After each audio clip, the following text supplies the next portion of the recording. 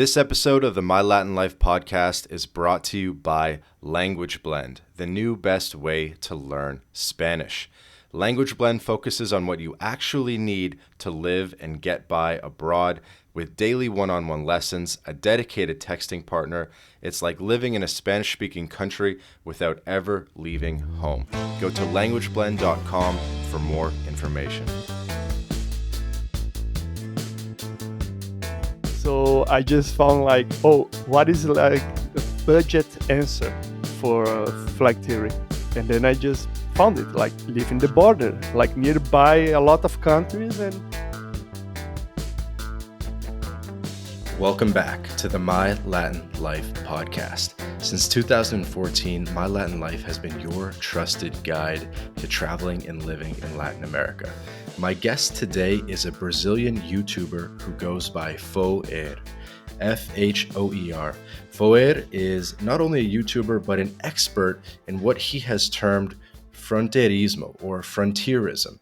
And so in this episode, we're going to be talking all about the border regions of the southern cone of Latin America. So we're talking about Uruguay, Brazil, Paraguay, Argentina, Chile, and just sort of what's going on in that border region. So anyone that is interested in this region, maybe people have their Paraguay residency, things like that, this is an episode that you're not going to want to miss because we're going to talk a lot about freedom and freedom of movement in this region. Fhoer, how's it going, man? hey man, how are you? I'm doing well, thank you. Where are you calling in from? I live now in Brazil, in the city of Uruguaiana, in the state of Rio Grande do Sul, just besides of Argentina and nearby Uruguay and Paraguay. Nice location. And so again, the city is called Uruguaiana, but it's Mhm. located in Brazil.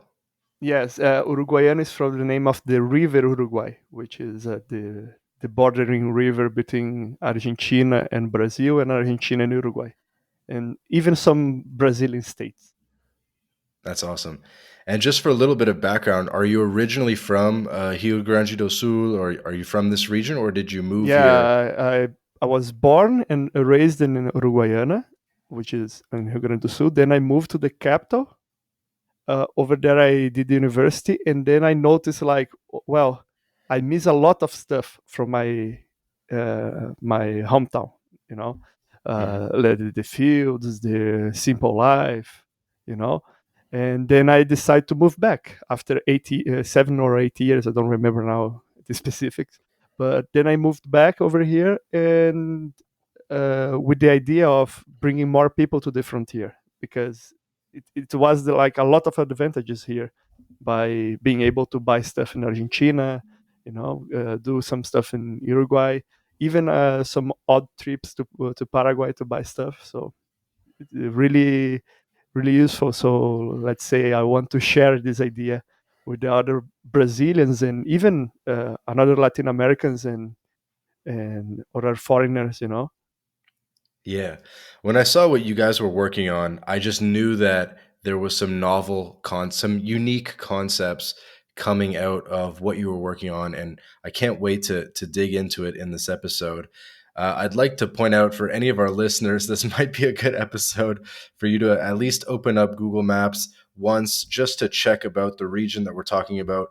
So the city of Uruguaiana is it's in Brazil on the border of Argentina, but it's also very close to Uruguay as well. So it's very close to like this sort of triple front. Everyone knows the main triple frontier region up at Ciudad del Este, but Mhm. this is a like sort of a different triple frontier region. And I guess growing up there, Fhoer, you sort of grew up in an international environment where you were exposed to multiple currencies and things were cheaper on this side of the border than they were on the other side of the border. And so you just sort of naturally must have had an understanding of these things. Yeah, like you gotta really. It's really funny because uh, people who are not from here, they have a really hard time to dealing with, let's say, exchange rates, all this kind of stuff. So even for me, who lives here, I'm like, oh, so people really have some problems with the idea of exchanging currency. I see that sometimes on the communities here that use Bitcoin, and other stuff, they are a bit, how can I say, uh, they are like, they don't like the idea of exchanging currency because they don't see any advantage on that. And when you exchange your currency, for example, you take from Brazilian reais and buy Argentinian pesos, you can just access all the market Hmm. of Argentina, and you do it by giving an advantage to, let's say, Brazilian business owners, by taking off the pesos and just bringing back to the country of origin. No, I get it. So I get it. So I think probably the first thing to do for it is just to define fronterismo, this term that you sort of coined, and just explain to us what fronterismo is and how you think about it. yeah, like the main idea as a libertarian that I am is I don't like the state. I think a lot of people who are coming, like getting expatriated or going around, they don't like it too. Maybe not as an anarcho-capitalist, but someone who don't like to pay taxes and any thing like that, right? So the Hmm. main idea of the frontier is like, it became as a meme, like, oh, we need to live in the edge, we need to live in the frontier, the old, like the old west, we need to find the old west again. And I just say like, oh, the old west, that sounds like home, and I just start to meme around with this idea, and then I notice, wait a second, there is some truth over here, there is something that I can just, let's say, aggregate value. Then I start to think like, what is the main idea of frontierism? It stems out of the idea, are you familiar with the flag theory? Yeah, for Uh, sure. yeah. So this is the main idea, flag theory. But flag theory is just like, let's say, a abstract concept. Oh, you should have in one country your citizenship, in another country your second citizenship, bring passports, have your residence in another one, and so on and so on. The problem is there is no kind of, let's say, field manual for that. So my idea was like for Brazilians to say, oh, you can just practice flag theory and not even, let's say, completely move out of Brazil. You just need to move to the border, because the border is just a lot of advantages. You can keep using the Brazilian market, consume on Argentina, uh, as we have Mercosur over here, or as we say in Hmm. Portuguese, Mercosul. In this case, Hmm. we don't need passports. We just use our ID, and just go around the border. You need to check on the border guard, but no problem about that. So I just told people, oh, you can just come here, consume in Argentina, and just slash like 50% of your living costs by just doing that on your, let's say, consume expenses. Sometimes you can live in Argentina, which is a smaller city, so the rent is something around 20 to 30% less. Gas here in Brazil is like $1. In Argentina is 60 cents the liter. I don't know Hmm. how to calculate in gallons. That's fine. Uh, but in Uruguay is expensive, more expensive. So the main idea is you can just aggregate advantages and, let's say, mitigate disadvantages. So, for example, if in Brazil, let's say the cost of, let's say, so let's use something really easy, booze, okay? Hmm. Beer, wine, and stuff. Here in Brazil, we have a consumption tax over booze of 95%, if I'm not mistaken. So the government says, oh, we should tax that a lot so people will not consume it. Then we just ask, why you have income taxes then, so people will not work? you know but the main idea is, over here you have this kind of tax. In Argentina you don't, so you can just buy that really cheap over there. We Hmm. have like over here IVA, aggregate taxes over consumption, Yep. uh, depending on the product, around like 36 to 50%. In Paraguay is like 10% flat, and some stuff there is exemptions or a small addition. Hmm. In Argentina is 21% flat. In Uruguay, I Hmm. don't remember. I don't consume over there. So the Yeah. main idea No, I is you get it. I can, get it. It's yeah, just geo arbitrage at the most exactly, fundamental level. Yeah, but you can do it in another way, because that is just consumerism, let's say. But you can do that by laws. For example, the laws in Brazil, they are really funky when you have, let's say, gun laws, land laws, and all this kind of stuff. Even marriage laws. Over here, you for now Lula is the president, a socialist for the Workers' Party, Hmm. and there is like the real threat of gun confiscation. In Uruguay, you had for like 12 years a socialist, Pepe Mujica, and you didn't had any sort of confiscation or something like that. In Paraguay, you have almost the same stuff on gun laws. Argentina is really free to have guns, so you can just do it. Like, oh, I don't like the laws in Brazil, I can just move. I don't like the let's say the economy in Argentina, I can just move around, and you can just, let's say, settle your life in the way that you can just use the best stuff of any country, there is a lot of possibilities. Here in Brazil, we have a movement called MST in this case, which is the landless social movement. Let's say they just invade land, like from farmers and stuff, and try to socialize it. Okay. There is no such thing as that on Uruguay, but there is in Paraguay, and if I'm not mistaken, Argentina too. Some sort of landless social movement. So you can just go for, let's say, Uruguayan lands, which is almost the same price here in Brazil, albeit sometimes more, because they they let's say specify that in dollars. So yeah, there's some exchange shenanigans over there, but we can just play around of this problem, no problem. Like, if you Yeah. pay attention. Yeah, I think the consumer example is a very easy example to wrap your head around. Like, for Yeah, yeah. example, in Canada and in the United States, like cigarettes and alcohol are super expensive in Canada, and then we go gasoline too, and then we go over the border to the States and we buy cartons of cigarettes and booze and stuff, and then we bring it back to Canada. So Mhm. I grew up with that, and so I totally get it. But and then when it gets interesting is when you go beyond just the simple consumer savings and you start talking about the taking advantage of laws in different regions and this sort of Tax these sort of breaks, everything. other Yeah, yeah other implications. That stuff's very interesting. yeah. That is the main idea, because one of my bigger gripe with let's say digital nomadism is it's really expensive. It's really hard to set it up and start. You need to have a lot of money, and Latin Americans are not known for for a lot of riches and people having a lot of money. So I just found, like, oh, what is like a budget answer for flag theory, and then I just found it, like, live in the border, like nearby a lot of countries, and you have like here in Uruguayana, you have another advantage.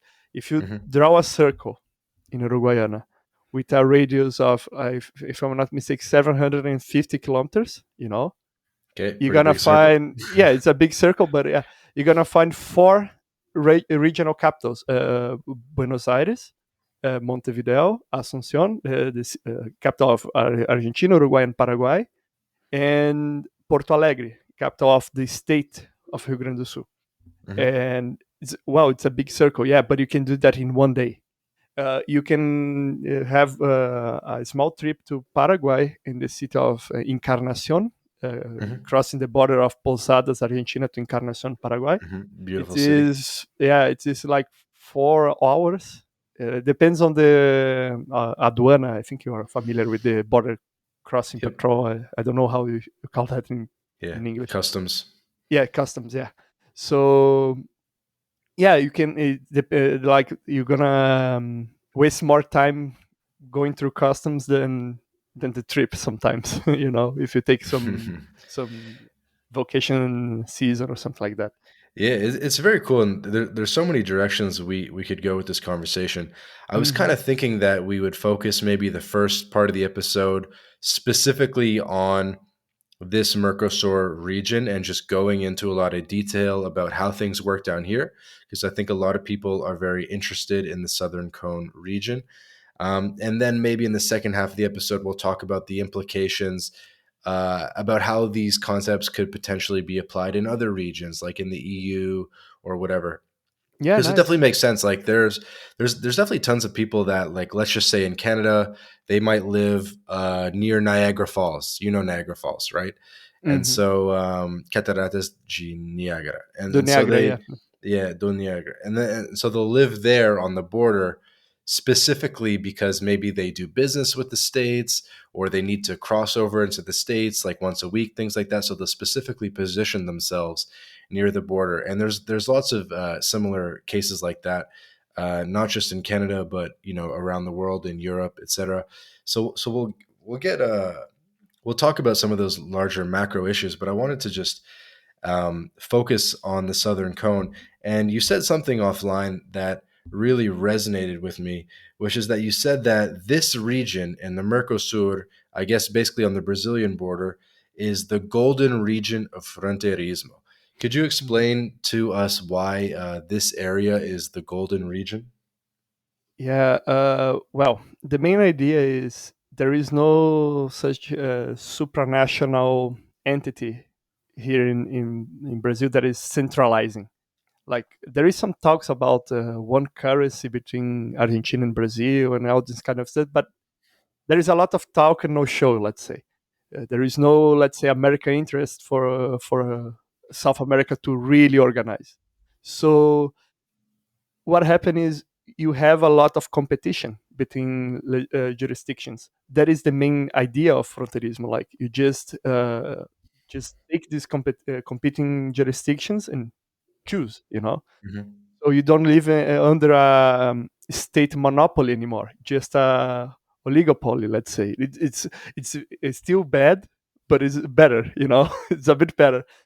So the main idea is over here is not really organized and it does not suffer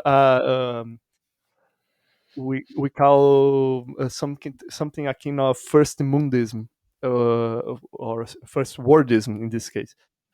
First world problems, there is no such a thing like woke culture over here going around. You have some spots like people which go to federal university over here, but it's not something systemic. You have some of these problems, but you can do everything private if you want. Oh, I have problems with law and because I do some business, for example, in Uruguay with Argentina, and I'm a Brazilian, so I don't know how to do it. And other people who live in Argentina with the business, you can just use arbitration, private justice. Hmm. I even have a company that is a arbitration chamber, So it's possible to find solutions over here which are unexplored. So I just say this city in this area is a a gold mine waiting to be explored, begging to be explored, because a lot of people, a lot of good minds from here just run away. Why? Because they think over here is we have a term that we call provinciano, which is like, no, the good living is in the capitals, not in the interior. Not in the not in the backwater, the backwoods and stuff Hmm. like that. So a lot of good minds just get out, but that makes a vacuum that people can operate. For example, on small business, commerce over here is really strong. There is some people from Sao Paulo who came here and say like, well, it's small, like not for, it's for a small quantity of people, not like Sao Paulo, but it's better than Sao Paulo in most of ways. We have duty-free shops, which Hmm. has no almost no taxes. We have a lot of here in the city. Is a capital of free shops. We call free shops over here. Um, we have a lot another possibilities as, for example, uh, well, that is not nice to say, but there is a lot of what is the name? You know what Han Solo did? I forgot the name. Is Han Solo yeah, Han Solo. in Star Wars. Yeah, no, is smuggling. That is the name. Okay. Smuggling is just like, for example, as you say, cigarettes. It's illegal over here for you to buy cigarettes on Paraguay and cross the border. It's smuggling over here. It's a crime. Mhm. Right. But here in Uruguaiana, São Borja, all these frontier cities, it's just like, oh yeah, that is life. That is really normal. Like people are not do not see as a crime. It's just a crime for the police, you know. So if you just buy, let's say, lots and lots of wine in Argentina, bring it to Uruguaiana, and then try to sell on Florianopolis, which is you know where is Mhm. Florianopolis, right? Mhm. Porto Alegre, in these regions, that is a crime. But people here don't give a damn over that, you know. So there is another thing that I say. It's people do not care if you are doing something which can be say like, oh, that is a gray market, you should go to the customs and declare this, you know. Not saying I do it, but a lot of people do this kind of stuff to sell around and get Mhm. money. No, I get And it. I mean, I've been to Ciudad del Este, and I've mhm, seen the like the Brazilians. They'll load up like an entire van just full yeah, of clothes because yeah, clothing is so expensive in Brazil. And I remember asking about this, like, and they would say that like spandex tights or like gym hmm, shorts or whatever. They would cost 3-4 times the price in Brazil that they cost in Paraguay. So they go to Paraguay, they load up a van, and then they go back home and I don't know, they sell sell them in Sao on Paulo. Facebook Marketplace or something. Yeah, that happens because Paraguay has almost no taxes for importing machinery for your industry, and the Hmm. taxes of industrial activities is really low compared to Brazil, right? And Hmm. that there is a phenomenon here in Brazil that a lot of people from São Paulo and Paraná, two states over here, they're just like closing shop and moving to Paraguay, you know.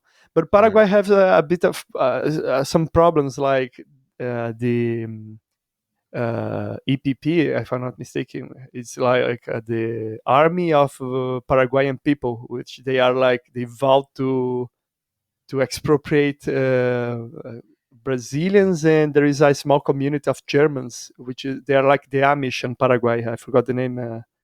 More, I will remember the Mormons. name. I don't know, Not but anyway, Mormons. yeah, I know there's It's if people try to find out, they're gonna find it. It's like Amishes, but they are not against electricity or something like that. You know, so yeah, and they don't have rainbow water like the ones who live in Ohio. So yeah.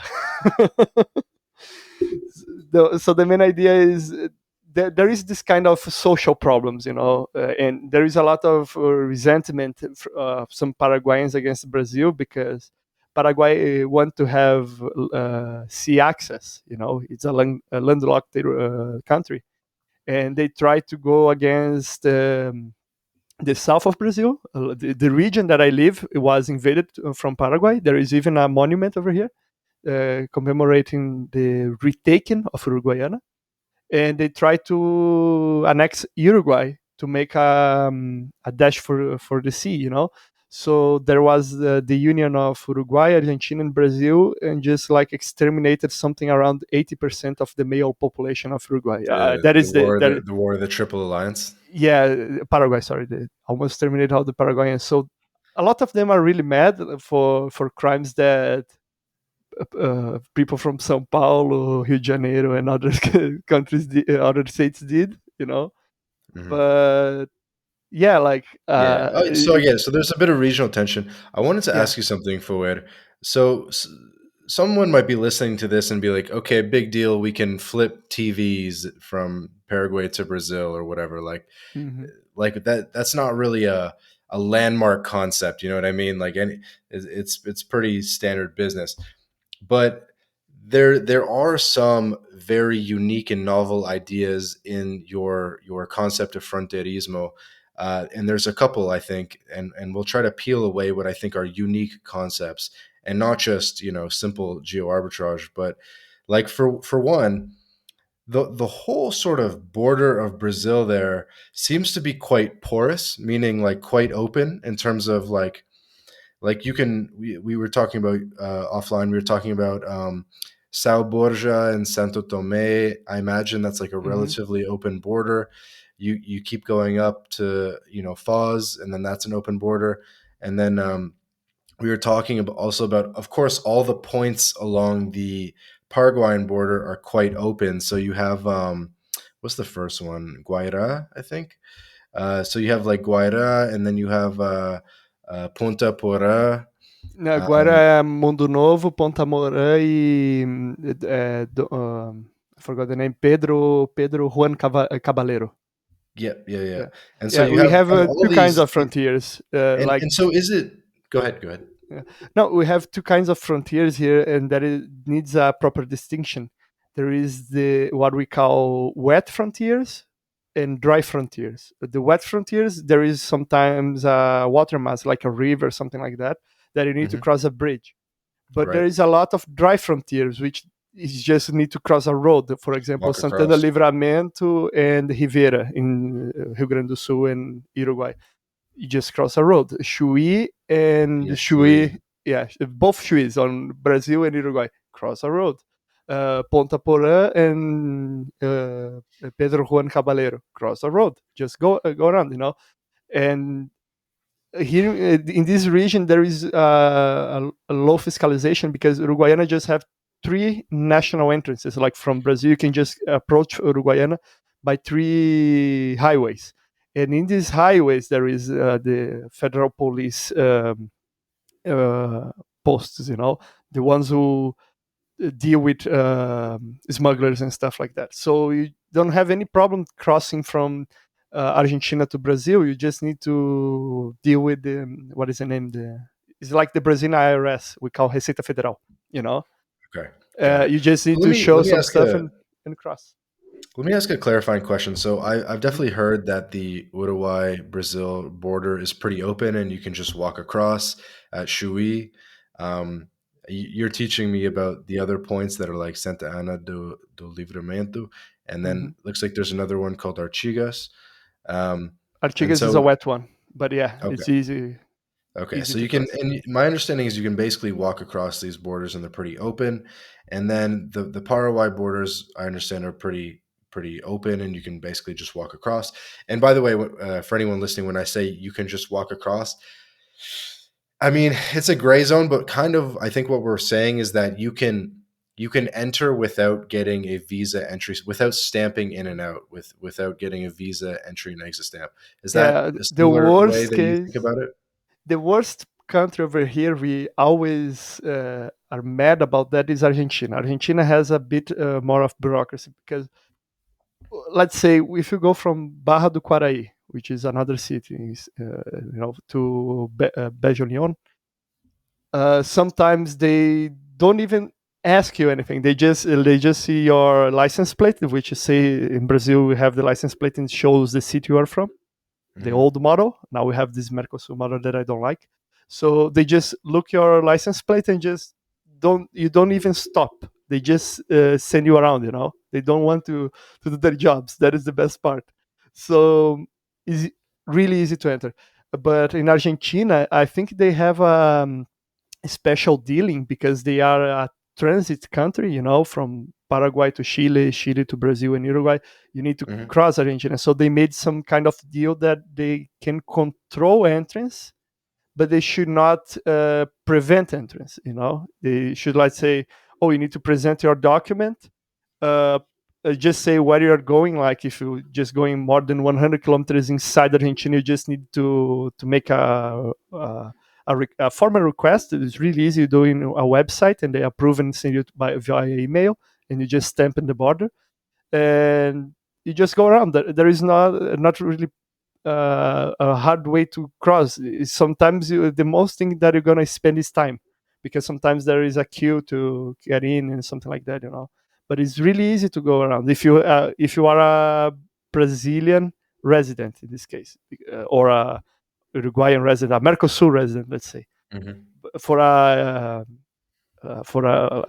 foreigner, I would need to ask my friend who is coming from the United States over here. He already crossed the border from Chuy and did not even ask. Nobody asked him anything, and he's planning to go around and come back from Santana Livramento to come back to Mhm. Brazil.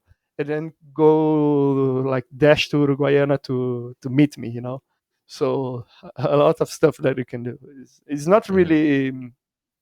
It's not really even. How can I say? Uh, let's say people know you are not going to, let's say, try to find a job, become a illegal immigrant, because everyone is the same basket, you know. It's not like Mexico and United States. It's really chill over here. I don't know how it is in Canada and in United States, but It's I, formal. It's formal. yeah, You gotta yeah, formally enter and exit every time. yeah. In Argentina it is. In Uruguay it's not that much. In Paraguay, it's not formal. It's just formal to the Argentinian side. The Argentinians are just the odd ones in the basket, you know. But they Hmm. are not. It's just a small formality for lower prices, so I don't care. Got it. Got it. And so, like your crossing at Uruguayana is with a place called Paso de los Libres Hmm. in Argentina. So, would you have to formally check in order to enter Argentina there, or is it Yes. something where you could just pop in to get lunch with a buddy, come back at night, or do you really have to go through a process?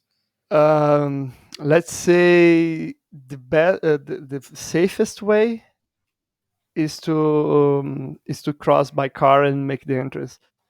I don't know, but I heard from people from the city of Itaqui, because which there is no bridge to cross. They just Hmm. use some kind of boat and go around and do not even make any paper, you know. Yeah, like So a ferry, a lancha. yeah, just that. Like sometimes even a horror boat, you know. They just go around uh, and buy stuff and come back really easy. But I don't know if that is illegal. Maybe you can have some sort of problem. So for me, it's easier to go with the car, buy everything that I want, or and find some. Go with my friends in a what is the name for padaria? Bakery, I think is the Bakery. name. Bakery, yeah, and or a restaurant and then come back. I don't like to be in Argentina in the evenings because they have the sestia.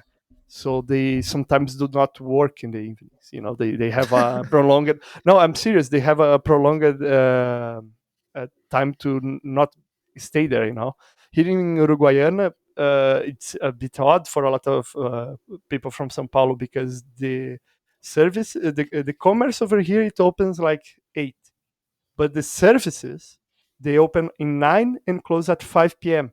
and you have like 2 hours for lunch, you know, midday to 2 p.m. And people are like, oh, you guys barely work at all. And I said, well, we are really productive, you know.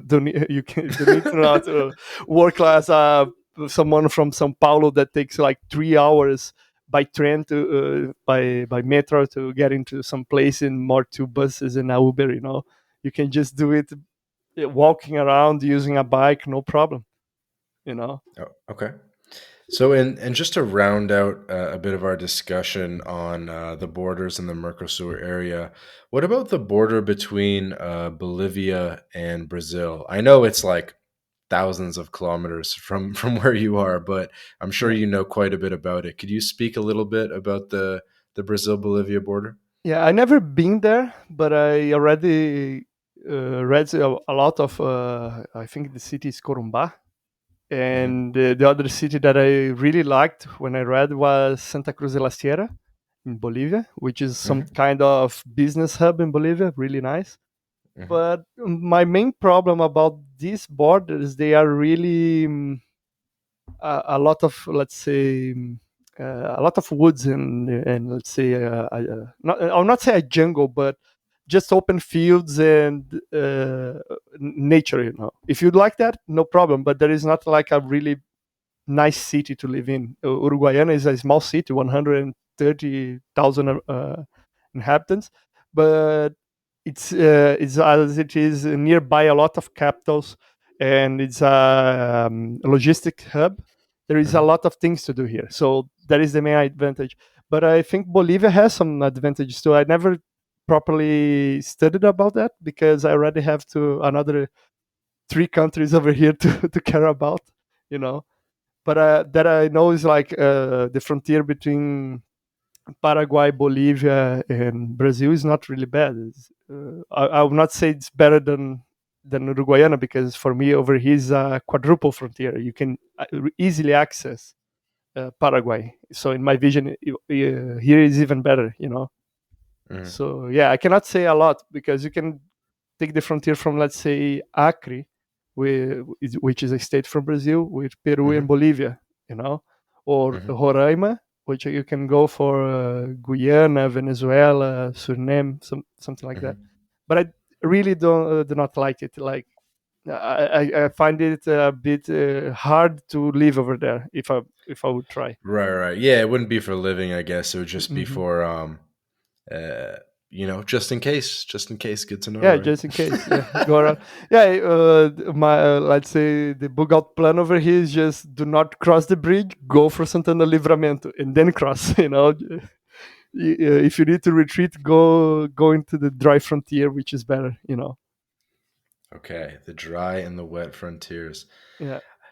Question for you, Fhoer. So, why is it that Brazil seems to be basically like the most chill country about their borders? Is it just because Brazil is big and it's very difficult to control their borders, or why are they basically so open to like informal crossings, for lack of a better word? Oh, Brazil has a, let's say, a limitation. The borders in Brazil has a special legal regime made by the law 6,634, which says a offset of the frontier by Hmm. 150 kilometers. They should not do mineral exploration, industrial, let's say, second and third sector, like industries which are not related with construction and food. You know, they should not exist over here. So there is not such necessity to keep an eye on things leaving Brazil to these places. You know, because the logistical costs just go up, and they just start to control like the border when you get out of the city, because using the highways. This is one of the motives. The second one is most of the Brazilian borders are, let's say, jungle, or just like open fields and farms and stuff. So it's really hard for people, for countries who wants to invade, to traverse this jungle, or make hit something strategic with open field. You know, the main border over here would be, let's say, from Ponta Porã, the city borders, you know, Hmm. to Chuí. But the military presence along the Argentine and Paraguayan border is big, and Uruguay has succeed from Brazil a long time ago, and we have like a cooperation and friendly relations. So, and Uruguay is just like a small buffer state in this case between the border of Argentina and Brazil. So uh, there is not enough much to keep an eye. You know, most of the problems are really localized. The main problem that they try to find out is drug trafficking. You know, Hmm. but Uruguayana does not have this problem that much, because it's easier to cross in the dry frontiers than the wet frontiers. So, for example, to supply to Porto Alegre, it's easier to bring around Uruguayana. Just go from Santana Livramento and up, or even Chuí, you know. So from São Paulo, the best way to go is Foz do Iguaçu, Cidade del Leste, Right. or even Ponta Porã Pedro Juan Cavaleiro. So that is the main areas where the police has a lot of presence, but inside the city, not so much. Over here, the smuggling is just mundane stuff that you can buy inside a quota for $500, if I'm not mistaken, or 300. But you need to check out with the Brazilian IRS, the Receita Federal. Nobody really does that, and nobody really cares about that, and they just gonna take you in the highway if you're trying to transport these goods, and if you don't have a receipt for it, they're gonna just take it and detain you. So not a big deal. They know it's impossible to watch out at the border because they're just gonna bog down the movement. So they just wait for like let's say 100 kilometers and then take you. That is Hmm. the main idea. That is why they are really chill, in my vision. Because if they try to hold it, they're gonna just break it. So leave as it to be. You know, it's a small sacrifice. Okay. And so you'd say that the golden region of fronterismo is basically starting at Chuy, which is the border between Uruguay and Brazil, very near the ocean, all the way up to Ponta Porã. Would you say that that corridor, which is really quite long, that's the golden region? Yeah, maybe let's go for tiers in this case. I think Ponta Porã and Foz do Iguaçu are, let's say, silver tier. Why? Because they are most of the time drug corridors. That is the main problem. My vision. There is a lot of policing, a lot of um, carjacking to bring drugs around. So there is like a systemic problem over there. Not saying it's impossible to live, but you need to watch out for that. Uh, then the frontier going down from Foz do Iguaçu, uh, before you hit São Borja, there is not a lot of bridges, and it's still the same problem about drugs. São Borja and Uruguaiana in Brazil, there is not a lot of movement for drugs in this case. It's easier to just go around in a dry border, as I said. So over here is like low intensity. And there is the split over the Uruguay River and Quaraí River, which you can go another, let's say, silver tier border, which is after Santana Livramento, because Uruguay has a really high cost of living. It's let's say it's similar to Spain, a Hmm. European country in this case. In South America, that is really expensive. And the Uruguay and Argentina border, in my opinion, is one of the best, even best than Brazilian borders. Because they are Okay, so really you're chill talking too. about like Paysandu and some of those Salto ones. mostly. I wouldn't think Salto is one of the best places because Paysandu is small, Frei Bento is small too, and Salto is the same size of Uruguaiana in population. Concordia, which is another side, is the same size of Uruguaiana in population. And Hmm. so you have like really similar opportunities and let's say dynamics. Let's say, and they are really nearby, so you I'm can not just seeing Salto. Where's Salto? nearby Concordia, in the other side Near. of the river. Huh. Take Uruguaiana, just follow the river down. The first Yeah, no, crossing, yeah. So I see, yeah, I just don't see. Salto is in Argentina or it's in Uruguay? Uruguay, north of Paysandu. Okay, gotcha. Okay. Um, and so you're saying that the border area between Argentina and Uruguay is actually one of the best borders in terms of Yeah, some of the cost of best. living and high standard of living.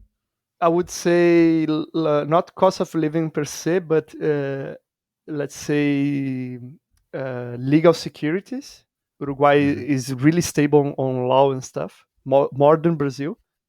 But you need to pay a high cost of renting or buying land compared to Hmm. Argentina. But the security, like your safety, let's say legal safety, it pays itself, And you just need to consume in Argentina, buy your stuff because, for example, I'm gonna use reais, R$ 5, $1. Okay, cost of gas in Argentina, R$ 3. Hmm. 60 cents. In Uruguay is R$ 8. So it's like $1.60. So it's really expensive to just live in Uruguay. You know, if you are a Uruguayan, you would be better going to Brazil than a Brazilian going to Uruguay. In this, I don't know if it makes sense for consumers. So, in my opinion, some of the best places is just like going from South to slash Concordia to Encarnacion and Posadas. This line, I think, is one of the best of like just pick it. Hmm. because you can have a lot of advantages. Everything is nearby. You can sort of take one day and go to the other country. If you want to go from Salto to Encarnacion, you can in one day, and you just need to cross That's pretty one far. country. Yeah, it's far, but it's not impossible. You if you're Yeah. gonna go to Uruguay, you're gonna just pack up your car with a lot of electronics, which are really cheap in Paraguay. You know, but if you're Hmm. gonna do like a quick trip, you just go to Uruguayana, buy stuff, and come back. So it's easy to do. Hey, everybody. Hey, everybody. Quick break from the podcast to tell you about Language Blend, the best new way to learn Spanish. Language Blend was co founded by Jake Nomada, friend of the podcast, decade of experience in Latin America. And Jake and his team, they put everything into this program that they wish they had in terms of how to level up quickly with your Spanish language skills. Because the faster that you can get conversationally fluent in Spanish, the better the experience that you're going to have in Latin America.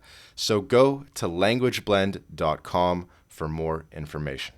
And actually, with that example of the TVs, even though I called it trivial earlier, but you know what's interesting is when you're doing it over multiple frontiers, right? Because you're buying it in Paraguay, you're bringing it through Argentina, and Mhm. seemingly like 500 kilometers of Argentina, a pretty long way, and then Mhm. you're ultimately bringing it to Uruguay. And so, are there concerns that they're going to try to tax the items in Argentina, or how do you think about sort of any type of similar situations where there's like, I guess, multiple border crossings? Well, as I remember, Argentina do not tax if you just crossing, and you need to. That is why they make like if you're gonna traverse more than 100 kilometers, they ask for you to do some extra stuff, so you can just Hmm. use that as a justification, like, oh, I'm not bringing to Argentina, I'm just passing through, because there is no direct frontier between Uruguay and Paraguay, for example. So Mm. they don't like the bureaucracy. If I'm not mistaken, they will not tax you. The main problem is the Argentinian police. Not saying it's a phenomenon only in Argentina, but if you are crossing through Argentina, you should expect it. The Which is a phenomenon common even in Brazil and Uruguay and stuff like that. Is a Latin American phenomenon. Is the corruption, like bribery and all this kind of stuff. So even there is people who ask me how I deal with this in Argentina, because the bribery is not for like you did something illegal. It's just like, oh, they have the power to keep you over there. They don't need to Yeah, say what you just say. make it, just give you a hard time, kind of. Yeah, just yeah, like in the United States, the police cannot do it against you. Or they should not do it. Let's say in a better way. But in Argentina, Brazil, Uruguay, they can. They just say, "Oh, it's an ongoing investigation. You need to see if you are bringing some kind of drugs or stuff," and they just can keep you for like 1 hour, 2 hours, and stuff. So a lot of people, what they do, they buy some, let's say, informal insurance in the form of a bottle of cachaça, booze in this case. It's, let's say Brazilian vodka for unfamiliar people, and they just bring that in the car. Sometimes you just gift the policeman if they are trying to, we call bit, mordida, which is the act of biting. They say, oh, they're gonna bite you for 100 reais, $20, something like that, and you can just get out for cheaper, just giving some booze. That is not something that I say you should do every time you see a guard. But if you notice they are trying to pocket your money, you just use your get out of jail free card and go ahead. Not saying that is a nice thing to do or even legal, but they are doing legal stuff against you. So just facilitate your side, let's say. I'm not for bribery. I do not think that is a good solution, but that sometimes you don't have time or do not have money, or you are in Hmm. another country. You don't want to get arrested in Argentina, and you don't know what's gonna happen. Not saying they're gonna torture you, and but I'm just saying it's really, let's say, unpleasant. So yeah. Okay. Not So proud of it, but I think that is common sense in the frontier. Everyone knows that, and some difference about the traffic transit laws in Argentina. You need to be aware too. no worries. I'll try to save you a little bit, get you off the topic of bribery.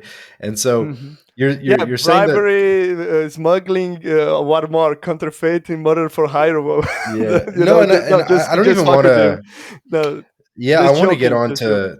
to kind of higher level concepts such as kidnapping and no, I'm joking. Hmm. Um no, but so as I have my map open and I'm looking at this region of Uruguay where you have Paysandú and you have Salto, I would love to uh, get a little bit of a breakdown from you because you know this region well of just like the differences between these cities, just in terms of standard of living or just generally like the vibe that each place has. And so, you know, we're talking about this sort of ideal corridor, the Golden Hmm. Frontier, where we have Paysandú, we have Salto, we have Uruguayana, Uruguaiana, São I guess we Borja, have Santa Sao Livramento. Borja, which, yep. And then, yeah, and then the other way you have Santa Ana and then Chuy. So, like, of those six, could you kind of just break down maybe the different vibes of these places? Maybe they have different immigrant groups. Maybe one place is more Italian, one place is more German. I don't know, and just sort Yeah. of like standard of living. Could you just speak to that a bit? Well, I cannot tell so much to Chuí. I just been there in Jaguarão, this kind of cities, because I was there like 2 or 3 times in my life. But Hmm. Santana Livramento is like the region of the Pampa, which is Santana Livramento, Uruguaiana, São Borja. All these borders are on the Pampa biome. Okay, uh, they have a culture, like a close cultural tie. I think as a gaúcho, which is the name of the culture, cultura Yeah, gaúcha we it's like call. cowboy culture, Uh, basically. yeah, I think I have more in common with Uruguayans than other Brazilians sometimes, besides language, But let's say traditional clothing, almost the same from Uruguay, Argentina, and Wait, could you repeat that? Sometimes you feel more culturally aligned with Uruguay Uruguayans and than Brazilian. Argentina than other Brazilians. Yeah, For example, the Gaúcho clothing we call pilcha. Uh, Sometimes people from São Paulo, Rio de Janeiro, let's say the bigger cities in Brazil, they just make fun of it. They do not realize that is like a work attire for let's say a cowboy, and in Uruguay and Argentina, they have with a slightly variation, but it's almost the same culture. We have these differences, and we like to keep it different. Like let's say I'm a Brazilian gaucho. That is something.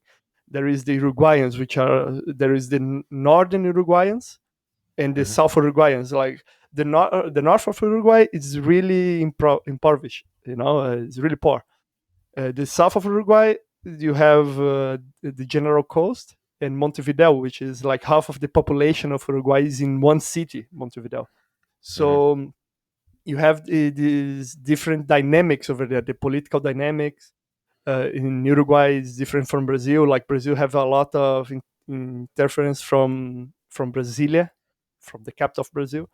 So there is a lot of, let's say, cultural and regional movements over here who try to differentiate the Gaúcho culture from our aspect and try to hmm promote it in Brazil. And these last years, we start to promote it a bit, even more because going up the border, from Mato Grosso do Sul, which is Ponta Porã and Mato Grosso, there is a big influx of Brazilians over there, and they start to marry, if let's say, local people, from the cities over there, and start to bring it inside another, let's say, traditional gaucho music into music from we call sertanejo, which get exported, let's say, to São Paulo in these places, to interior.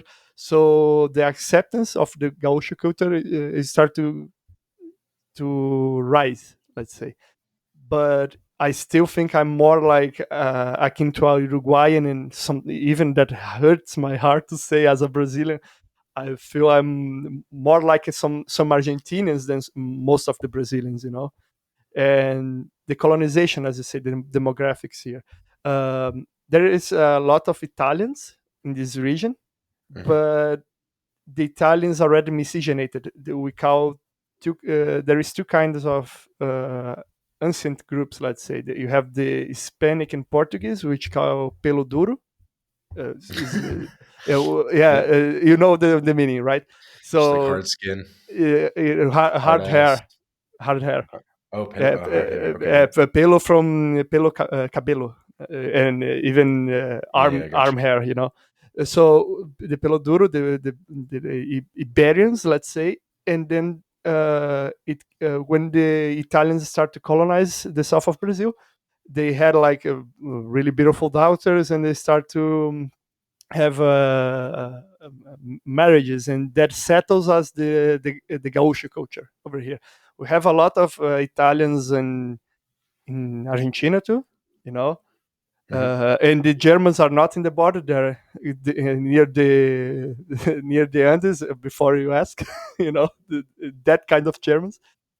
So over here it is there is a lot of Italians. Is the main group. You know, Italians and Italian descent and stuff. But you still have a lot of, let's say, mestizos, pardos. You know, Yep. it's really common in People Uruguay. with Not like so much. Yeah, mixed black. indigenous blood a Yeah, bit, or mixed black. But like, black, is black, there white, is and what indigenous. about Guarani? Are there still some Guarani speakers around there? Yes, there is, but they're really common on Paraguay. Like Yeah. in Uruguay, there is I don't know why, but there is not so much black people, you know, and indigenous. There is some indigenous, but not so much. There is there this. I'm not saying that as a white supremacist and like that, but Uruguayans, they seem more homogeneously white than the other regions, you know. uh, Paraguay is more like Spanish with Native Americans, you know, Amerindios. Hmm. And Argentina, it really depends because they try. The problem about Argentina is like the bulk of the Argentinians you're gonna meet are from Buenos Aires, and they are mostly Italian descendants. But in the borders, they are more like another Brazilians who live in the border. You know, there is a bit of mestizos and what is the name for white and Native Americans? I forgot, caboclo or something like that. We have a name, specific names, but I Yeah. if is like I'm short of memory right now. Just frying my head trying to speak in No, it's English. cool. No, dude, your English is super good, by the way. I always Thanks. remember just to mess around with people, I always like to Mhm. say like, what region of your country have like the most beautiful women, and they always kind of get excited and debating and stuff. But if you ask an Argentinian where are the hottest women in your country, you might be surprised to hear that they might respond in Misiones, which is kind of the region Mhm. bordering, bordering your area. And then actually, Mhm. the state bordering Uruguayana is what? Entre Rios? No, it's Corrientes. Entre Rios Corrientes. is between Uruguay and Argentina mostly. Okay. Okay. So it's Entre And Rios and then Corrientes and then Misiones. yes, I never. I just been in Mission in passage, just going for posadas. You know, didn't visit the Paraguay so much. I want to attend for my sins and do my fronterist peregrination. You know, For sure. Yeah. my Yeah. fronterist. Pilgrimage. Yeah, my what is the name from? Is not a jihad. Is going to Mecca. You know. Pilgrimage. Pilgrimage. Yeah, it's a still pilgrimage. Yeah, so yeah, I need to do that from time to time. And well, I don't want to mingle with Argentinian woman because I just have a joke that Castellanos are bad for your heart. You know, so yeah, Rivalry. not rivalry, but sometimes like. you can get is something about the Italian blood that can boil sometimes. I'm an Yeah, I Italian feel you. descent. I'm gonna get you. I'm gonna get you in trouble, but yeah, I know what Yeah. you're talking about. Yeah, Uh, and people here in Brazil say, "Oh, the people from this place are bad, or this place are bad." I just say like, "Oh, the better women, by sure, are not in the south. If you are from outside, go to the north, something like that." Why I say that? So we can preserve the ones in the south for us. Just send the competition away.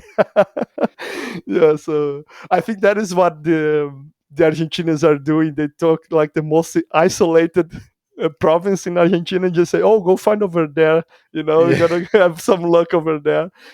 Yeah, Well, but no, they say Misiones is good because it's kind of a mix of everything. It's like a little mix of Brazilian, a mix of indigenous, a mix of Italian, a mix of Spanish and Portuguese. So I think yeah, the mixes are good. Like when people are like half Italian, quarter Italian, you get some good mixes. yeah, half Italian and I think 1/3 German and a bit of Iberian. I don't remember what I am.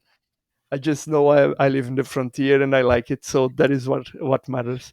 I love it. Okay, Fhoer, I have a new question for you, and this Mhm. actually came in from Francisco Litvai, who I think you know. Oh, I know him. He's a previous podcast guest as well, so people can go listen to the Francisco Litvai episode. He's another Brazilian guy and also a expert on flag theory and Hmm. special economic zones. And he Yeah, he have wanted, a SETI business which helps people to go around. yep, yep, Well, and the I SETI don't podcast. just to be frank, to be open, I don't really like the idea. I think people should stay in Latin America. I should like open a business in let's say Luxembourg or the Cayman Islands if you want, but live over here. The culture is better, in my opinion. I Then tend to agree. I mean, this is the yeah. My Latin Life podcast, so Yeah, of course. No, but I think as a gaucho, just yeah, I think it's simpler. Life is not easy, but it's simple. You know, uh, no wokeness, not you, and you are not like over here. We like to integrate people. The gauchos really like to bring people in.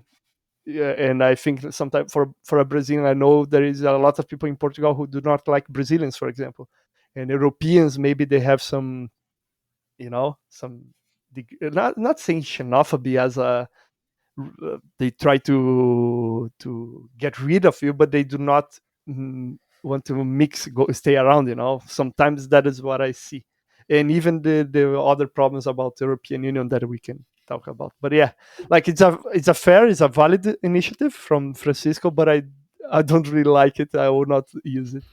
Not shit talking the guy, just saying my vibe is another one. well, he wanted me to ask you about Mhm. a very controversial topic. He said that you had some strong opinions about the Free State project in Santa Catarina. Oh yeah. Could you tell us a little? I actually really haven't heard much about it. Could you tell us a little bit about the Free State project as a whole in Santa Catarina, like what they're trying to do, Hmm. and then get into maybe your fierce opinions on it. Okay. The Free State Project of Santa Catarina, just to still mend the topic, okay? It's made by a guy called Israel Fainar from the city of Rio do Sul. And he wants to make let's say, a mass migration to a city called São João do Itaperiú, okay? It's a city in the coast of Santa Catarina. And the main idea is we're gonna mass migrate, vote the local government out, and let's say interrogation mark, interrogation mark, profit. The the old meme of the South Park gnomes. So, what is my gripe against that? First is like a democratic pursuit and has some seeds to fail. For example, if you are trying to find the best city which is the smaller city, for you to take control correct by using democracy. I really have a hard time to say this word in all these inflections. Let's say by vote, you cannot make the like a diverse strategy. Why? Because if you just bring people from, let's say, this city and another one, for example, uh,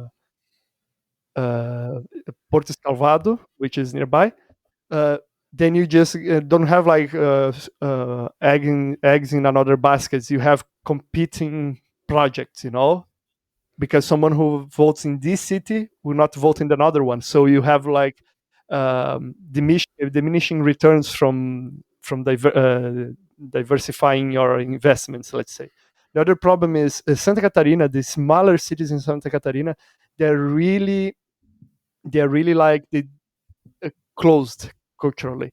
They don't like other people mingling their business. So trying to take control by vote maybe just grant you some political prosecutions, not like getting killed or something like that, but just regulation, fiscalization, and stuff like that. So you just get out, And I think that is like taking some kind of closed system, of a small city in the valleys of Santa Catarina, and cracking it open. Maybe just presenting unwanted solutions, let's say. But here in the frontier, as I said, you are not inside Brazil, like in an area where the state, the city, and the country can just screw you over, You are in an area that you have some flexibility.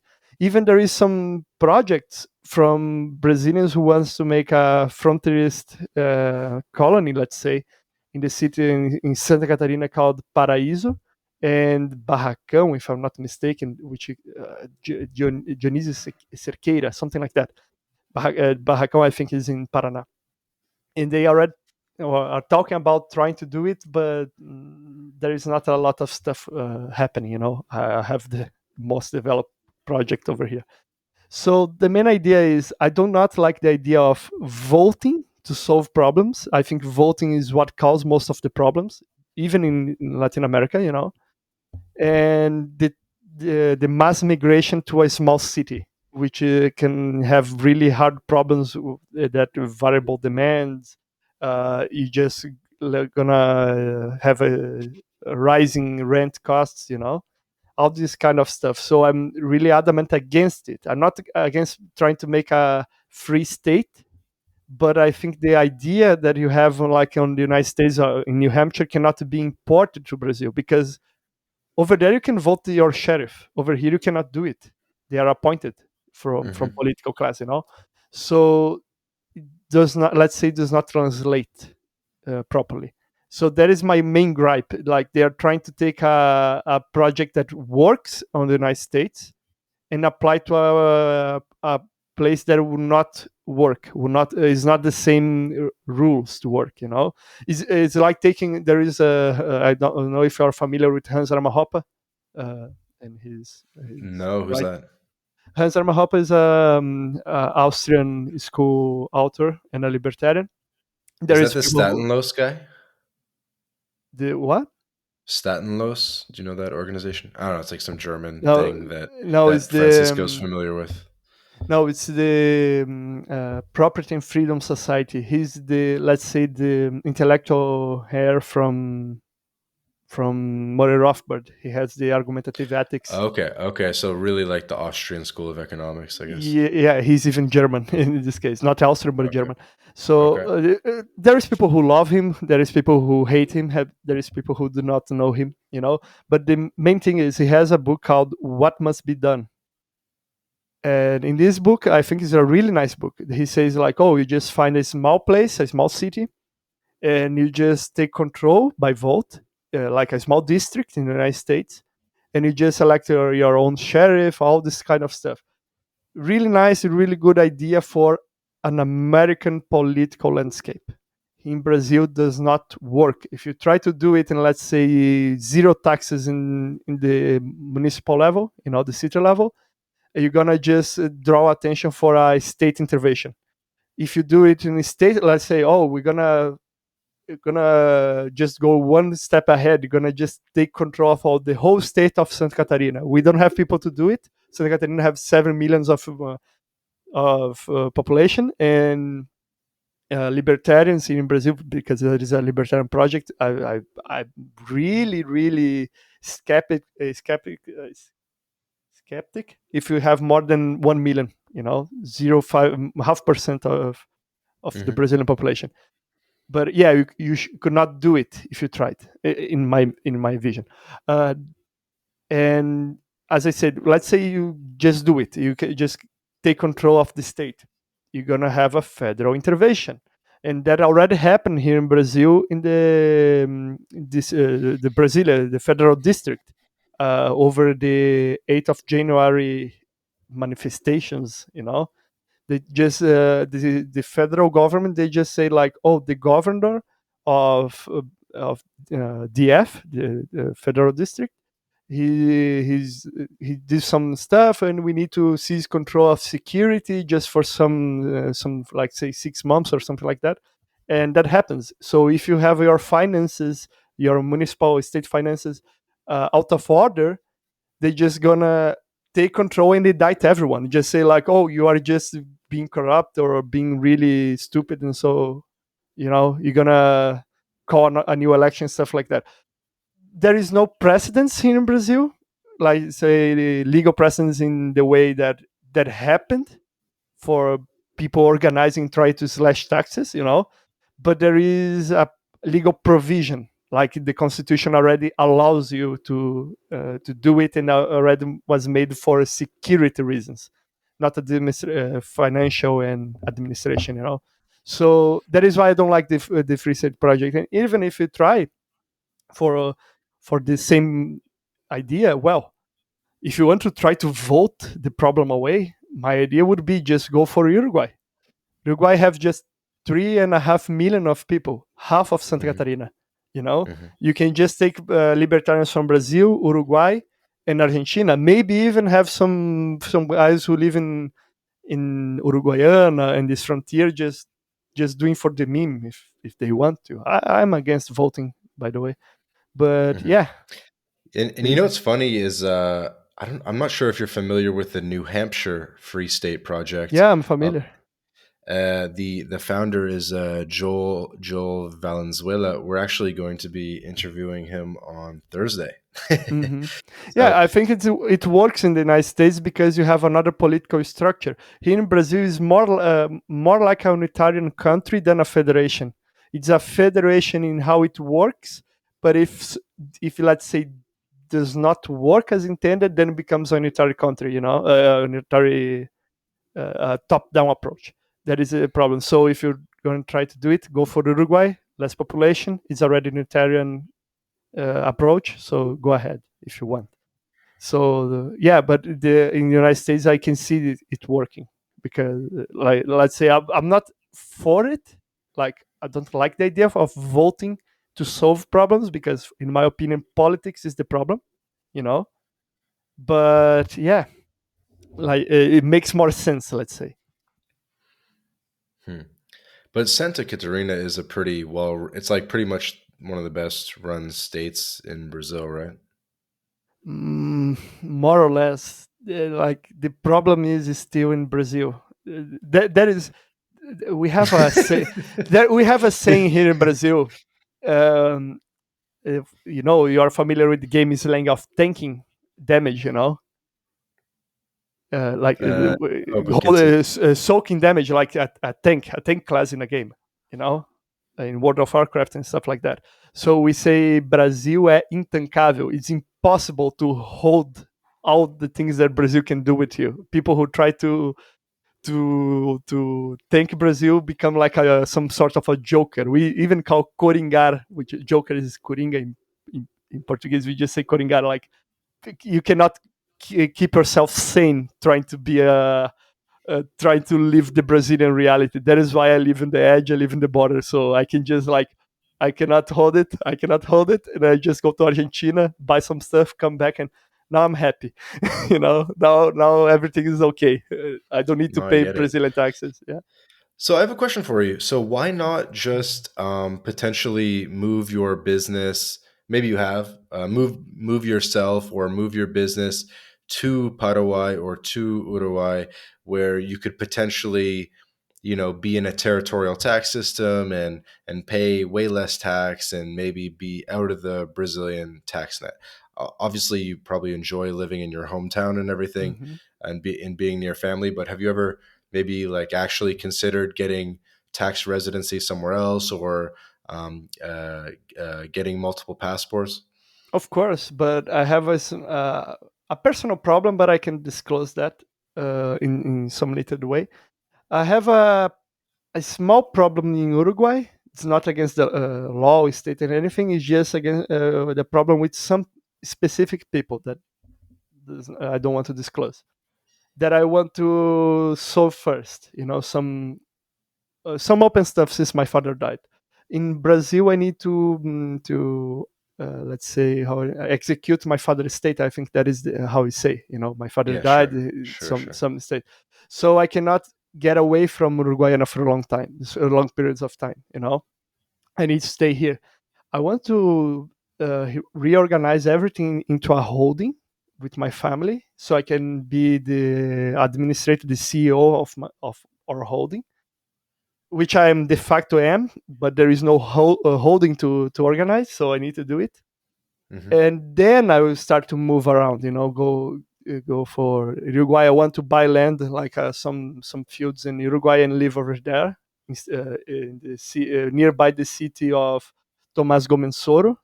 You know, between uh, between Belo Union and Salto. I think over there is a really nice place and nearby the bridges. If I need to Hmm. go to buy in Argentina, just go to Uruguayana, solve my problems in Uruguayana, cross the border, buy stuff, and then go down. And I don't know, it's like depopulated, cheap land, really good for me. And maybe if I have a industry, do not have industry, I just have services, you know, Hmm. as a arbitration center, and maybe I'm gonna do some small business over here, but I need to be localized in Uruguayana. But if I have some business and stuff, I go for Encarnacion on Paraguay. But my main plan is to open some business outside of like let's say in Panama or some island in the Caribbean, something like that, or even something on Delaware. I don't know, Luxembourg, Ireland, Portugal. But like I do not have this plan because I don't want to make business that far away. You know, I pretend to make business with my mates over here, like my another fellow fronterist. You know, then just go around and doing it. You know, better for me. It's No, I just get it. my personal track. You know. Yeah, you definitely have an advantage in that in your region of the world. Speaking of companies, Francisco said ask about his company. They're doing some interesting work. What company Mhm. is Francisco referring to? Oh, he's probably referring to my main company called Câmara Libertária de Acordos e Arbitragens. It means the Libertarian Chamber of Agreements and Arbitrations, or deals and arbitrations. Or we just call CLA, CLAA. And I have a system which you can use arbitration here in Brazil to solve problems. Because, for example, I have one problem here in Brazil that one of my what is the name when you rent for someone? We call inquilino is my rentee, a guy who lives in a property that we have. He just left, did not pay 2 months. Had some guys who are would pay the debt if he left without paying, trash the building, and all this kind of stuff. So I need to go around and initiate to sue him. You know, Right. it takes something around 6 months, 1 2 years to solve it in Brazil, even more. And people can just appeal to another court. You know, go for city to state level and stuff and stuff. So what happens? It's really annoying and really expensive and waste of time to do civil matters in state courts in Brazil. So I had a business partner. Now we part ways, but we are really friendly. He's the he's my attorney, my lawyer, for business matters. We just created a, let's say, private justice arbitration chamber, which any Brazilian, any Argentine and Uruguay and anyone can use it. If your country allows for arbitration, you can use it, and you're gonna use there is our differential. We're gonna use libertarian law to solve problems. So It makes sense. Basically uh, becoming, it's almost like private justice, but exactly. but not like in a violent way, in like a organized, settle out of court type of Yeah, way. exactly. You just settle, or you call an arbiter. And here in Brazil, with the in South America in general, we have the Panama Agreement, and there is another agreement which is the New York Convention. There is a third one. The word is, I think, it's from Singapore. Brazilian signatory of the first two ones, and it has a law of a mutual understanding. Let's say, for example, if our country is not a signatory of any of these agreements, but you have similar laws, they just are valid. Let's say, and you can just use arbitration to solve your civil matters. Uh, uh, Besides, let's say, guardianship of children that you cannot do, but for example, trade disputes, consumer disputes, all this kind of stuff you can do by arbitration, and it's valid from any country. Let's say. So that isn't my main idea. Is like, you need to get away from the monopoly of the monopoly over jurisdiction. For example, the Brazilian laws, the Argentinian laws, the Uruguayan laws. But not only that, you need to find private justice. You need to have the institution of justice, and in the long run, security being internalized in institution that answer for your incentives, not like a state-owned stuff, because that is the problem. That is corruption. That is why I say voting does not solve anything. It's part of the problem, because here in Brazil, for example, I don't. Well, maybe they will not listen to this because in English, but we have some excesses being committed by the Supreme Court here in Brazil. Hmm. So there is a lot of people getting arrested without a warranty, or even being cited for a crime that is against the law here in Brazil. There is a podcast that are going to be from Monarch, which is a like of a Joe Rogan, let's say, but he lost a lot of public because all his content got strike out of Brazil. You can just access him from via VPN, you know. So there is a lot of insecurity over here. But as I said, if you're a political person, if you're a public person that goes against the government, if you're just living here in the frontier, going around, don't need to care about that, and not so much. And the main problem that I say is like, people do not have security over here over their assets, because sometimes the Brazilian judges just say like, oh, you say that in a contract, oh, okay, but I don't care, and they just decide other things. So people need to record a lot of stuff. So it's really inefficient, the Brazilian justice system for civil matters mainly. Like criminal matters, they're really bad too, but civil are the worst. So that is why I start my business like that. And you have another advantage. If you are a Brazilian who lives in Uruguay, have a business in Paraguay, and are selling to Argentinian company, which are from a guy, let's say, from Chile, which is the jurisdiction. You're gonna call a Argentinian tribunal, Argentinian judge, a Brazilian judge, Paraguayan. I just say, "Whoa, call me private justice." We can find the judge, we can find the arbiter, a mediator, and the sentence are valid and cannot be appealed. You know, so, and it's recognized by the state. So the sentencing can be executed by your state, the state you need to execute. So yeah, The only problem is I did not made a translation of my services because I want to organize everything, then move my business to other place. I'm thinking to reopen my business in Panama because in Panama there is a rule: if you are doing business outside of Panama, you don't pay taxes. So that is my idea. Just go from doing business in Conesu over here and have the company in Panama. That is my, let's say, my long run. But for now, I just have the company in Brazil, which works. You know. Yeah, it definitely makes sense.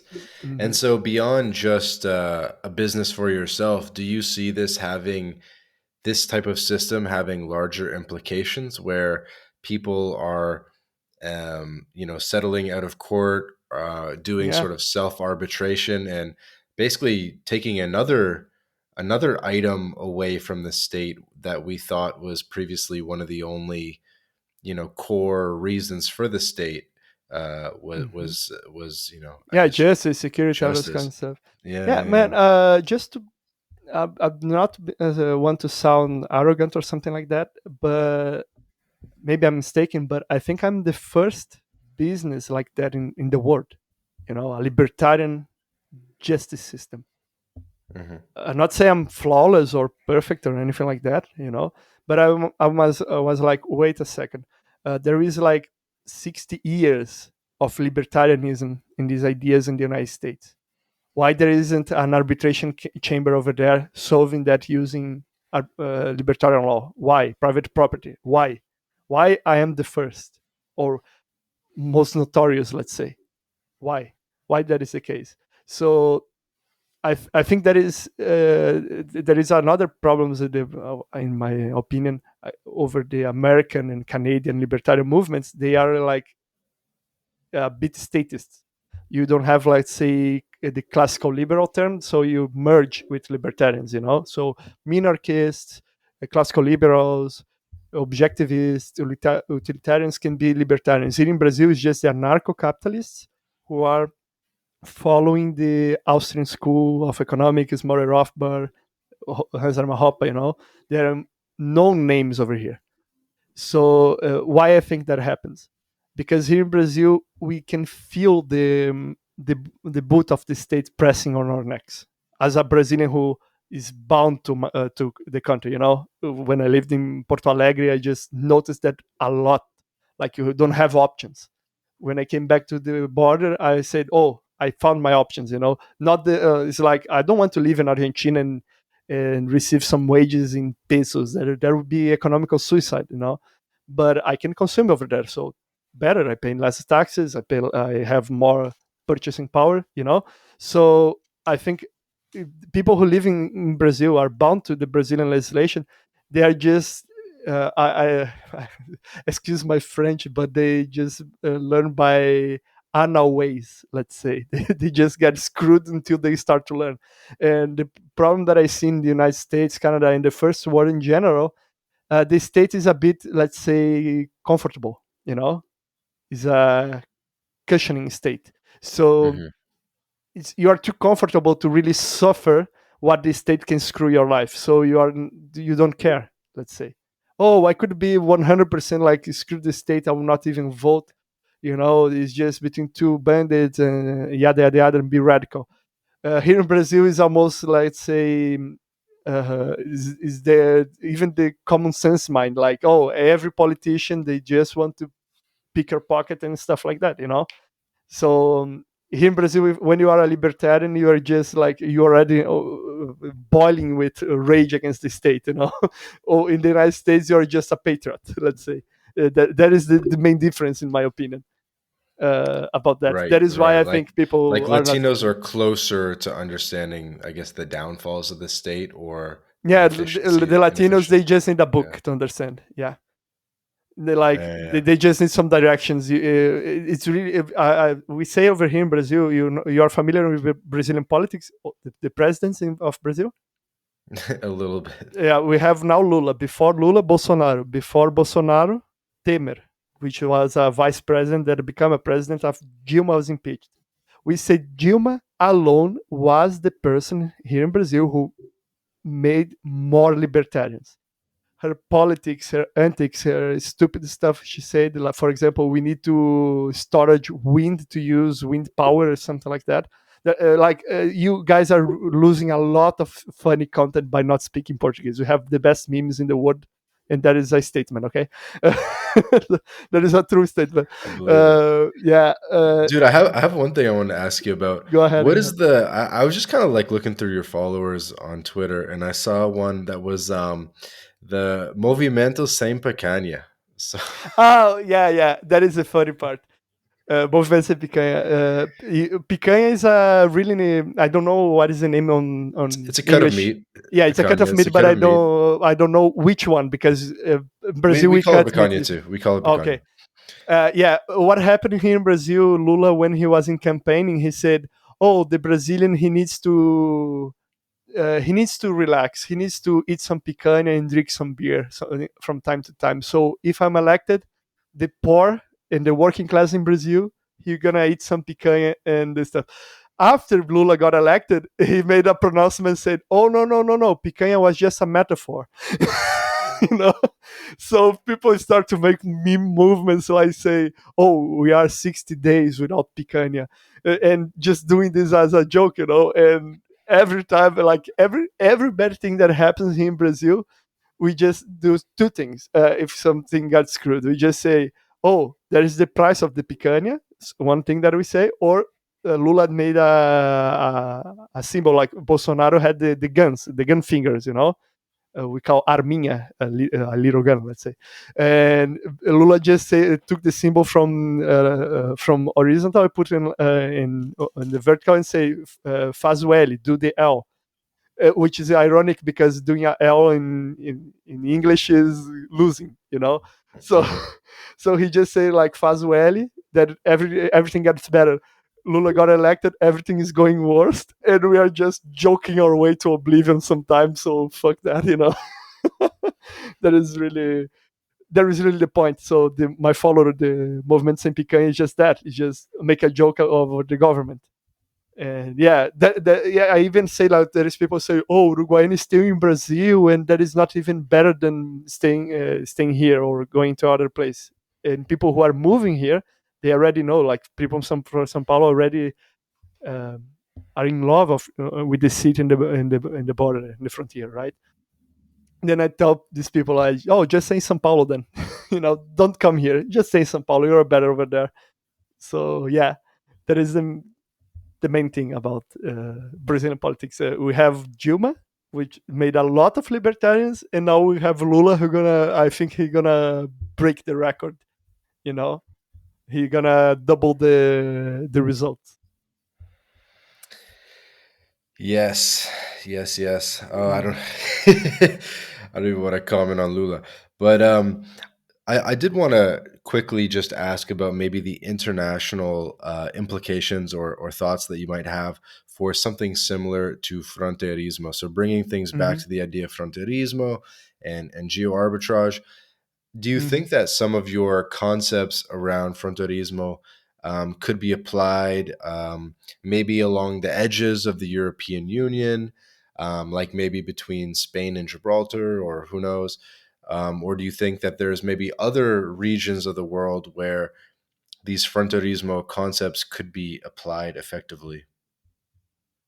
Well, I think it can be applied in limited sense between states in the United States, but the problem is federal Mm. government. Hmm. uh, the other problem is United States is like the cop of the world. So if you go United States and Canada, you are just going how you guys in the America call the head of United States. It's just like Right. a vassal state.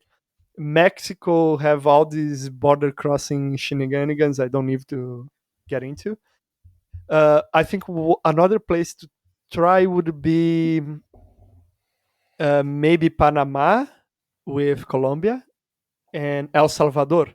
But I'm really, really skeptic with El Salvador and all the Bitcoin stuff. I think that is a ruse. I really don't like it. I don't like Bukele for being a politician, but I really don't like the idea of the state being friendly to your bitcoins.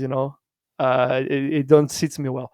So Panama, I think is okay because you can get money in dollars and just go for Colombia. If I'm not mistaken, it's easy to go there. And so what are the concepts that we'd be applying between, say, Panama and Colombia? Like what are the I think concepts that we're applying? the cost of consuming in Colombia is really low, if I'm not mistaken, compared to Panama. Yeah, way El lower. Salvador, you have a lot of advantages from having your business, your bitcoins and stuff, and you are nearby Panama. You can just Hmm. fly around. You can go for some tax havens, fiscal paradise and stuff like that. So if you're more like akin to a digital nomad and want just being constant travel, yeah, they are really good places. Even some, if you go for one European country or something like that, I'm not against to have like let's say a second citizenship on Italia, for example. That is, I can go for Germany or Italian citizenship. But yeah, I'm not against that. But my main idea is like there is this supranational entity, European Union, that screws Right, right, everyone right. in Europe. So Uh, that's one of the principles is you want to kind of do it between two jurisdictions that don't have a Political hedge, communication. like a head, yeah, that don't communicate, or they don't have a communication on top of them. No, yeah, Um, like here in Brazil we have communication, the Mercosul, but the Mercosul yeah, is not right. like really a formalized political institution. We have a informal political institution which is called the Foro of São Paulo, that wants to make like a URSS, let's make a Soviet South America, let's say. We call Ursal. But I think that is some cummy wet dream, not really feasible. And the main problem with Central America is like instability. Africa, maybe you could do it, but instability too. South Africa, you have racial tensions. Mid of Africa, you have dictators.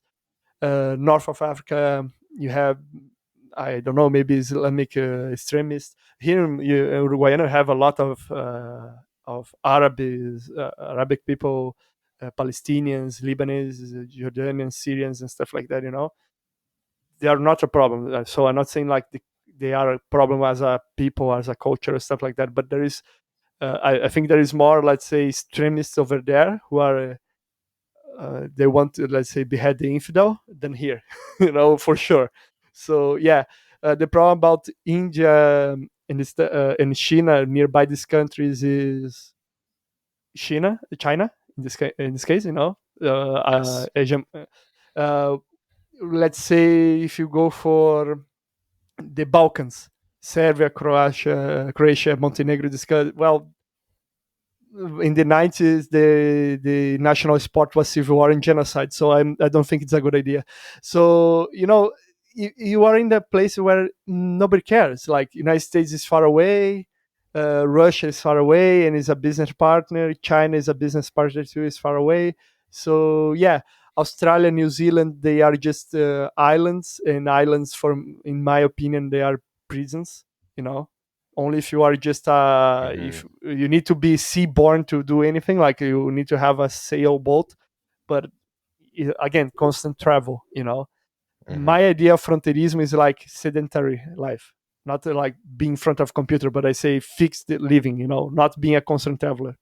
So let's say my end game is just buy land in Uruguay, become a farmer, produce your own food, your own eggs, all this kind of stuff. Because I already made a video and I sent to you. I think the global elites will just start to contaminate all the food supplies, the mainstream food supplies. Like, oh, you're gonna eat the bugs, you're gonna live in the pod. Eggs made are bad for you in some way. Uh, you know, uh, you need to buy this soy variant of eggs. So no, here in Brazil, Argentina, Uruguay, in the Pampas, all the cattle is grass fed and stuff, and you can just buy locally. That is the main advantage, in my opinion. There's some stuff that I don't like a lot of soy plantations over here, but yeah, most of the times you are eating the real deal. I think like if you go for a United States in the first world, it's really expensive and low quality. Like the same price is low quality in the really expensive, which is the imported stuff from here, from Argentina and stuff. It's just for the elite. So yeah, I don't want to eat the bugs. I No, I want to get have it. I get it. I want to have a chicken. The chicken will eat the bugs and live in the pod. You know, but I'm gonna live in my, let's say, my villa in the countryside. Like the Romans did. That is the best thing. So yeah, that is my plan. Like if you don't agree with that, well, go for constant traveling, be a sailor. Be a gun runner in Ukraine if you need to. Do what you are happy for. But I just want to be a wild man, you know, Hmm. in the pampas, being a I gaucho. love it. I love it. I love it. Yeah, You drink mate? yeah, of course. I was drinking today when I was assembling my table saw. So yeah. Good. So just to sort of summarize fronterismo again, hopefully it's not too repetitive for people, but Hmm. just to actually read out some notes that you had written for me. The main thing is to use different jurisdictions to your advantage by selecting a good arrangement in the way you live. And Yeah. then it continues on. So the main idea of a fronterista is to diversify the interference of the jurisdictions, avoiding a total monopoly over one's life. Hmm. If the law of one of these countries change for the worse, you can prevent something bad from happening by adapting to use other country advantages. That way, you Exactly. lose a little bit, but not all of your advantages. Is there anything that you'd like to add to that? Yeah, I would say there is one small catch. I think it's like the fronteirista in special has this I want to live in a fixed place mentality. He say like, oh, I don't want to be a digital nomad. I gonna open my business in, let's say, Estonia and stuff like that. No problem. He can absorb some aspects, but he don't want to be a constant traveler, digital nomad, a sailor, anything like that. Or he just wants to like, oh, if I want to live in the city, a small city. If I want to live in some fixed place, in the rural area, he wants to be sedentary. He wants to have roots. I think that is the difference between the frontierism. The frontierism, in my opinion, is like more akin to the old west than a digital nomad. In my opinion, it's just go to a place where you do not have the thumb of the state pressing on you, and develop yourself, make your homestead, and do all this kind of stuff. Because I think that in the end, for Americans and well, for people in the Netherlands, the low countries, is almost impossible now to be a farmer. They want to make this what is the name? The Yeah, I saw Tri that. City project, some bullshit like that. Make the low countries in one megalopoly. So yeah, I think in the end, if the 2030 agenda progress, more people gonna see themselves being moved out from the homesteads. In Ohio, you already have rainbow water, uh, safe to breathe TM air, trademark. It's like McDonald's, 100%. Then I trademark, on meat. Yeah, you don't fool me. So yeah, I think there will be like a really big first world exodus in the future.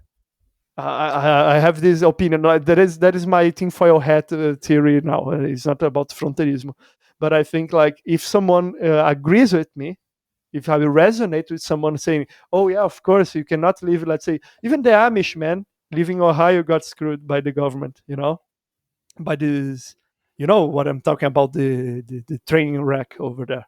Yeah, yeah, yeah. Yeah, so even the Amish got screwed. Over here, we don't even have trains, so safe. So what happened? I think in the end, people gonna notice like the the writing the wall, like you are not welcome here to be a self-sustaining homesteader, homeschooler, big family, even Catholic. I'm not Christian, let's say. I'm not even Christian. I'm agnostic, but I can see the persecution of Christians in general, you know. And I just Mhm. say, man, think about Uruguay. You just need to learn Spanish, and yeah, you're gonna have your pew pews over here, no problem.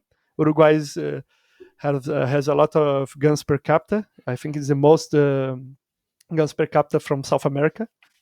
You know, not hard to adapt there, or Paraguay even, and just come here. I think South America is the last place the globalists would try to screw over. Yeah, we definitely say that a lot. Yeah. Kind of one of the last frontiers of freedom. Yeah, that is why I said, because if you just think about, if the frontier, the golden frontier that we're gonna call now, you just we just coined the term right now, the golden frontier, fronteirismo, is the best place to be. Let's assume that for a second. Why you want to be a digital nomad, a constant traveler? You're just going to go towards places. Like if you want to be a tourist, like say, oh, I want to be at Greece and see the crater of civilization. I want to go on Rome and be able to contemplate the Sistine Chapel. I want to go in, let's say, Munich and eat some local cuisine and stuff. Okay, go for it. You're gonna be a tourist, not a digital nomad and stuff like that. That is my main problem. A lot of people say, oh, it's really easy to open a business in Estonia, but yeah, it's really hard to close the business after that. So you need to imagine that, like, it's really hard for you to then being far away, needed to travel constantly, having a high living cost because you need to pay for your uh, what is the name, yeah, your plane tickets, and if you have the one pandemic or some another flu or something like that, or monkeypox, or they're gonna just close everything. Here in Brazil, they close the border. The Argentinians closed the border for some time. You know what happened? We call shibu smuggling. People kept smuggling. Oh, you think like I paid $7 for Brazilian gasoline? Bullshit. I paid $5 for Argentinian gasoline. It was four in the time. The guy just I say Brazilian bucks, okay, reais. I don't pay the. I paid $1 for my liter of gasoline over here when it was 140 in Brazil. Why? Because people were just bringing in. There was a business. So even in the worst situation, when the world is in lockdown, the golden frontier is open. If you know where to look for the cracks. So yeah, how are you gonna a really good question for you, how are you gonna close the frontier between Santana, Livramento, and Rivera, or Chuy and Chuy, which is our dry frontiers? It's impossible. It's impossible. You need to put a cop in every corner, in every road, to see if someone is a Brazilian or not. It's infeasible over here. So yeah, you can close a bridge. That is possible. But the main idea is, man, that is why I don't want to be a digital nomad, because this world is going belly up.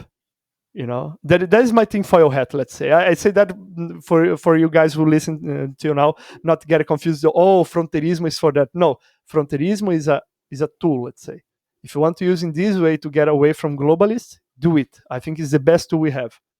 You know, to find a homestead, form your family, form your own community. That is why I have my project, the Front. We call Front Fronteirista. I have this project. Why I do it? Because I think, Yeah, tell us about the project. yeah, I think we should have a, let's say, you have a standalone advantage. You can move here, buy in Argentina, live. If you are not, don't take that as an offense. If you are a gringo for, let's say, Europe or North America, if you're a gringo, you just want to come to Latin America. Man, if you live in Buenos Aires, it's really cheap. You can do some, let's say, bullshit minimum wage remote work in the United States, and you're gonna be a king in Buenos Aires. Am I lying to you or not? I think you know what I'm talking. you know, let's say Buenos Aires or any other city, Rosario in Argentina, you can just get you can be like a even passport bros and stuff like that. You can do it in here, you know. For people from the first world, I think it's really easy. It's not so simple, but it's easy because you have a high income and stuff like that. But for me who lives here, it's not so easy because I earn like a South American, let's say, but it's easy for me to cross around to get around. So maybe there is even opportunities over here. Hard for, let's say, a gringo to cross around because they don't have the right kind of identification, but it's easier for me. Maybe you can do some business. I bring stuff for you, you pay me, you have like a really good currency that I would have happy to have, and for you would be inexpensive. So we can have this coincidence of wants over here, and that is really nice in my opinion.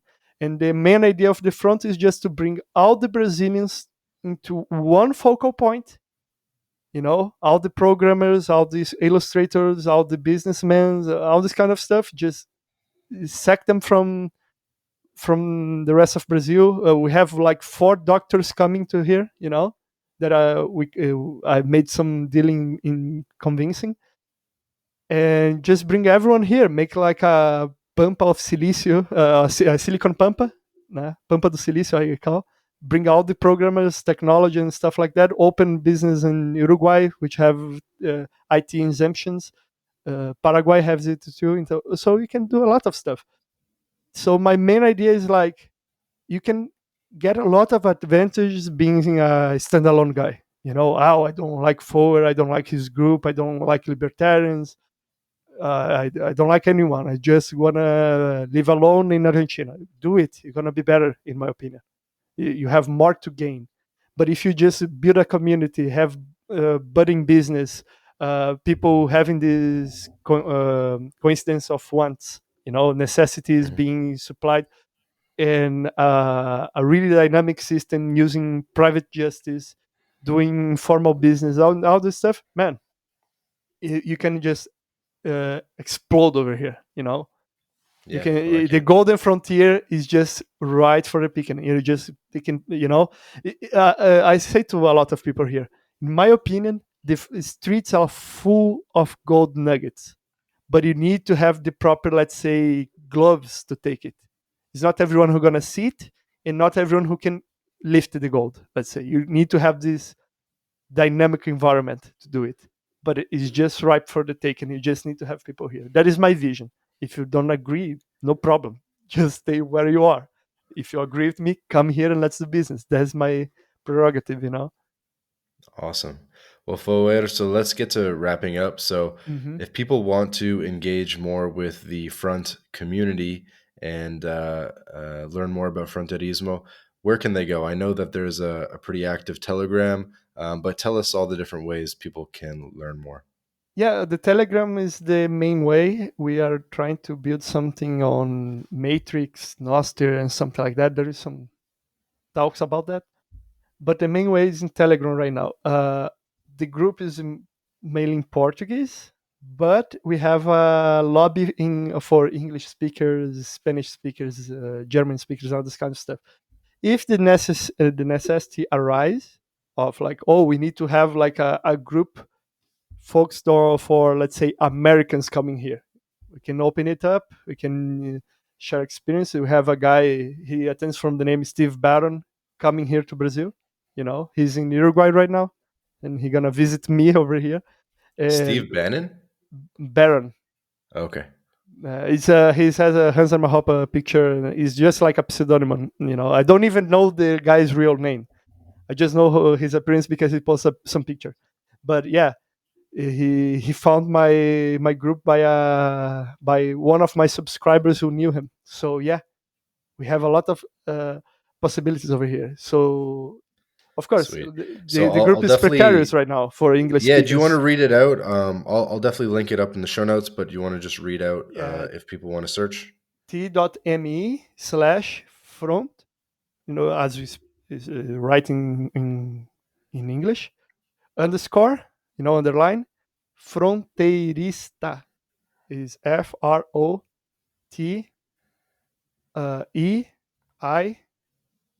Well, I'm really bad at spelling. I am dyslexic, so just go ahead. TI, TA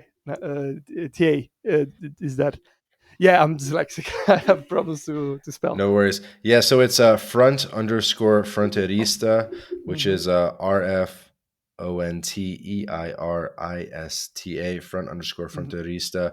That's the Telegram group. There's about 400 people, 450 people in the group right Yeah, now. I have So you another guys groups with more can people, go but check that out. this is the main one. Sweet. And then, of course, Fhoer on YouTube as well and on Twitter. I'll link everything up in the show notes. Mhm. Man, But my content is Fhoer, in Portuguese, just to warn everyone.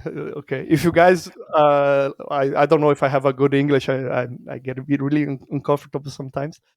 But if you guys want, I can try to do some translated stuff. No problem.